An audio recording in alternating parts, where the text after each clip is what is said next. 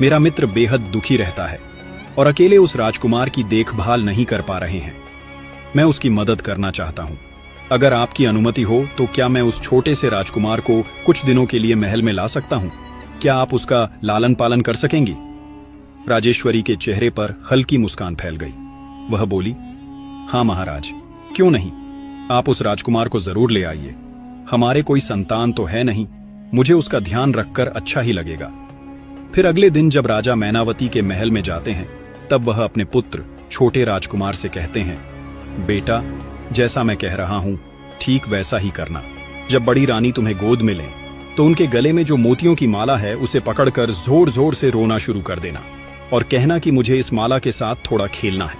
तब तक रोते रहना जब तक वह माला उतारकर तुम्हें न दे दें। राजकुमार ने आत्मविश्वास से सिर हिलाया और बोला, मैं समझ गया है महाराज, मैं बिल्कुल वैसा ही करूंगा जैसा आपने कहा है। जब राजकुमार और राजा महल में पहुंचते हैं तब सभी लोग उस छोटे राजकुमार को बेहद स्नेह करने लगते हैं। कुछ ही देर में बड़ी रानी वहां आई और राजकुमार को गोद में उठा लिया।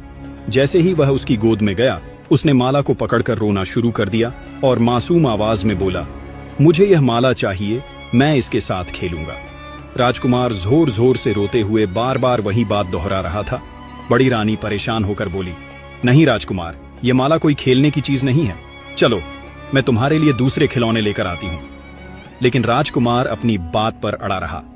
उसकी मासूम आंखों से आंसू बह रहे थे और वह उतनी ही जिद के साथ चिल्ला रहा था, मुझे यही माला चाहिए।